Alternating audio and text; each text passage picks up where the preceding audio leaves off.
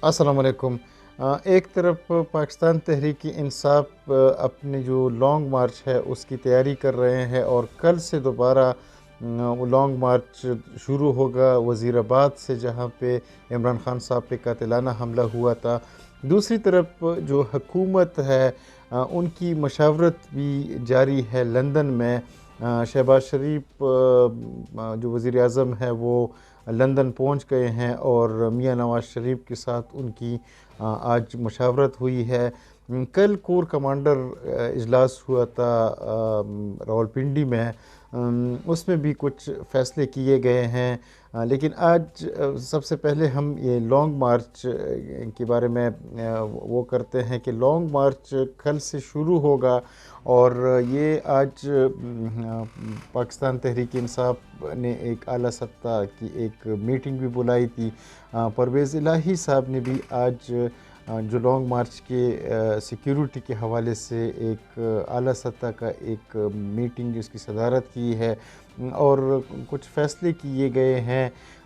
कि लॉन्ग मार्च को कैसे महफूज किया जाए। एक जो कंटेनर है, कंटेनर की जो इर्द गिर्द वो बुलेट प्रूफ शीशे लगाए जाएंगे और जो डाइस हैं उसको भी सिक्योर किया जाएगा बुलेट प्रूफ शीशे के ज़रिए। और शाह महमूद कुरैशी के बारे में बताया जा रहा है कि वो लॉन्ग मार्च की क़ियादत संभालेंगे। जबकि लॉन्ग मार्च जब रावलपिंडी पहुंच जाएगा तो उसके बाद इमरान खान साहब उसकी क़ियादत में फिर इस्लामाबाद में दाखिल होगा। दूसरी तरफ से हुकूमत ने भी लॉन्ग मार्च के लिए इंतज़ामात उसी तरह से जारी रखे हुए हैं और इस्लामाबाद में अभी भी जो सैकड़ों की तादाद में आपको हर तरफ पुलिस और एफसी की जो नफरी है वो नज़र आती है हर चौक पे। और बहुत भारी तादाद में जो है वो लॉ इन्फोर्सिंग एजेंसी की जवान जो है वो ड्यूटी दे रहे हैं और कंटेनर्स हर जगह पे आपको हर चौक में नज़र आते हैं। शहबाज शरीफ लंदन पहुंच गए हैं और आज नवाज शरीफ के साथ उनकी जो मुशावरत है मुल्क की हालात पर वो हो रही है। उसमें दो तीन चार चीज़ों को डिस्कस किया जा रहा है।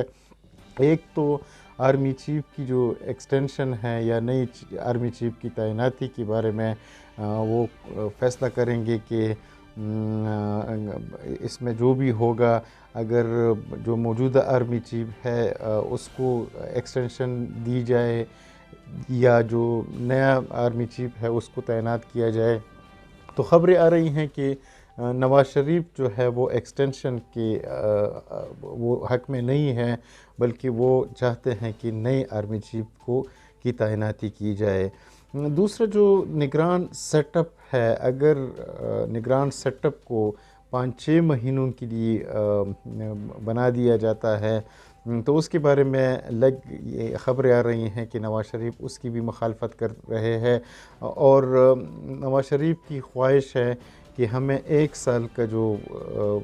तहरीक अदम एतबार के बाद जब इमरान खान की हुकूमत ख़त्म हो गई थी तो उसके बाद हमें 1 साल का जो मौका दिया गया है, हमने अपना वो टेन्योर पूरा करना है। और पाकिस्तान मुस्लिम लीग नून की क़ियादत ये एक्सपेक्ट कर रही है कि अभी जो माशी हालत है वो थोड़ी सी ठीक होना भी शुरू हो गई है। और सऊदी अरब के वली अहद भी पाकिस्तान का दौरा कर रहे हैं। इसी तरह चाइना ने भी कमिटमेंट की है कि वो पाकिस्तान की जो माशी हालत है उसको मद्देनज़र रख के वो पाकिस्तान की मदद करेगा। और सऊदी अरब और चाइना मिल के 1300 अरब डॉलर जो है वो पाकिस्तान को देगा, जिसकी वजह से जो माशी हालत है वो थोड़ी सी स्टेबल हो जाएगी। तो नवाज शरीफ साहब की ये ख्वाहिश है कि जो हमारी हुकूमत है जिसको 1 साल का जो टाइम दिया गया है वो अपना टाइम पूरा करें। और जब थोड़ी सी या जो फाइनेंशियल हालत है, जो माशी हालत है, वो अगर मुस्तहकम हो जाती है तो उसके बाद जो पाकिस्तान मुस्लिम लीग नून अगर इलेक्शन में भी जाते हैं तो उनके साथ कोई एक बयानिया होगा जिससे वो आवाम से वोट मांग सके। इसी तरह जब ये मशावरत जो मियां नवाज़ शरीफ और शहबाज शरीफ जिसमें मरीम नवाज़ भी शामिल है लंदन में जो हो रही है, उसके बाद जो पीडीएम की दूसरी पार्टीज़ है, पाकिस्तान पीपल्स पार्टी की आसिफ अली जरदारी, मौलाना फजल रहमान या जो दूसरी पीडीएम में शामिल पार्टीज़ हैं, उनके सब के साथ फिर दोबारा मुशावरत होगी और उसके बाद एक लाहेअमल या डिसीजन लिया जाएगा कि मौजूदा जो हालत है कि अगर मुल्क इलेक्शन की तरफ जाता है तो इलेक्शन अक्टूबर से पहले भी अगर उस पर कोई डिसीजन हो जाती है कि अब यही जो दो तीन चीज़ें हैं जिस पे अभी डिस्कस हो रही है कि निगरान सेटअप, अभी निगरान सेटअप को भी लॉन्ग टाइम के लिए नहीं बनाया जा सकता क्योंकि आइन में उसकी कोई गुंजाइश नहीं है। तो वो 3 महीने का टाइम होता है निगरान सेटअप को, जब निगरान हुकूमत बनाई जाती है कि वो सिर्फ उनका मैंडेट यही होता है कि वो इलेक्शन का इनेकाद करे। तो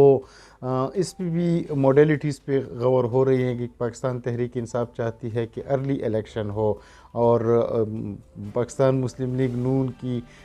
ये ख्वाहिश है कि वो अक्टूबर तक अपना टेन्योर पूरा करे। तो उसके बीच में जो रास्ता निकालने की कोशिश की जा रही हैं, तो ये जो लंदन में फ़ैसले होंगे उसके बाद ये पीडीएम की लीडर्स के साथ भी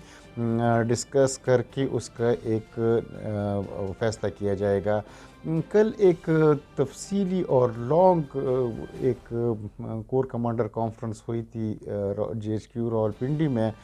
और उसमें कुछ फ़ैसले किए गए थे और उनको ब्रीफिंग भी दी गई थी जो मौजूदा सियासी सूरत हाल पर, और कहा यह जा रहा है कि उस कॉन्फ्रेंस में कुछ सख्त फ़ैसले भी किए गए हैं और 2-3 ऑप्शंस पे बात हो गई थी। एक तो ये है कि जो बताया जा रहा है कि वहाँ पे जो 2-3 जो इश्यूज़ थे,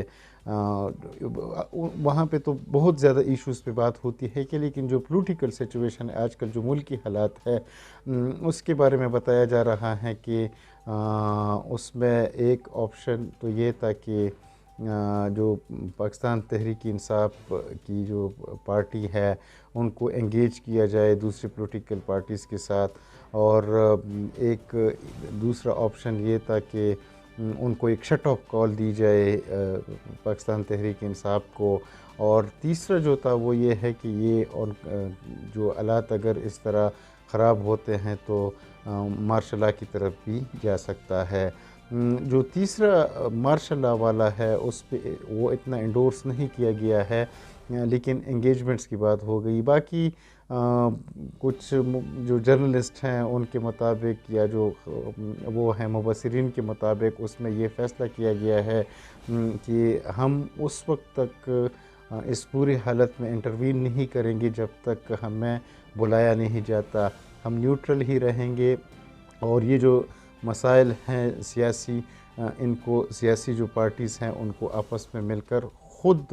इनका हल निकालना चाहिए। पाकिस्तान पिछले चंद दिनों से इधर 6 महीनों से एक सियासी अदम इस्तेहकाम की तरफ जा रहा है। जब से इमरान खान साहब की हुकूमत को ख़त्म किया गया है तब से यहाँ पे जो शहबाज शरीफ की हुकूमत है वो भी एक कमज़ोर हुकूमत समझी जाती है। उसके बाद जो महंगाई आई है उसकी वजह से आवाम पे जो बोझ डाला गया है, तो जो सियासी अदम इस्तेहकाम है और माशी अदम इस्तेहकाम है उसकी वजह से जो हालात हैं वो रोज़ बरोज़ बिगड़ते जा रहे हैं और ये सारा बोझ जो है वो आवाम को उठाना पड़ रहा है इस पूरी सिचुएशन का। जो रास्ते बंद हैं उसकी वजह से भी लोगों को सख्त मुश्किलात का सामना करना पड़ रहा है, और आज भी जो रावलपिंडी और इस्लामाबाद को मिलाने वाली मरी जो वो है रास्ता है वो भी बंद था, और जो जीटी रोड है जब आप पेशावर की तरफ जाते हैं वो भी बंद था, और इतलात आ रही हैं कि जो मोटरवे है वो भी बंद है। तो उस वजह से जो लोगों को जो बाहर जाते हैं या जो ट्रैवल करते हैं इनसाइड द सिटी, इंटरसिटी जो ट्रैवल होती है, उसमें लोगों को काफ़ी मुश्किलात का सामना करना पड़ रहा है। और ये वक्त की ज़रूरत है कि जो सारे सियासतदान हैं कि वो इस सिचुएशन का कोई हल निकाल ले और मुल्क को इस बहरान से निकाले।